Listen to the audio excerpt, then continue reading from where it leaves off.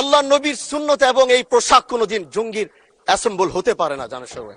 এবং উপস্থিত হয়েছিলাম দক্ষিণ প্লাজা থেকে যখন আমি ভিতরে ঢুকবো একদম কাছাকাছি পিছন থেকে কেউ একজন আমাকে সম্বোধন করছিল, ওই যে জঙ্গি এমপি যাচ্ছে।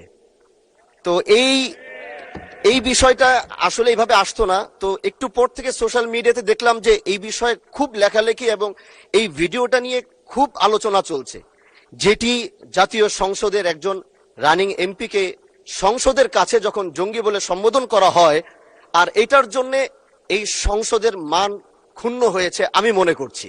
এজন্য আমি আপনার কাছে একটি অনুরোধ করব, আমাকে জঙ্গি বলার কারণটা আমি যতটুকু মনে করলাম যে আমার মাথায় একটি পাগড়ি রয়েছে এবং আমার চলায় সাদা পাঞ্জাবি সুন্নতে রাসূল রয়েছে, এটার জন্য হয়তো তিনি আমাকে ওইভাবে জঙ্গি বলে সম্বোধন সে আমাকে করেছে। আমি মনে করি আল্লাহ নবীর সুন্নত এবং এই পোশাক কোনোদিন জঙ্গির অ্যাসেম্বল হতে পারে না জানার সবাই।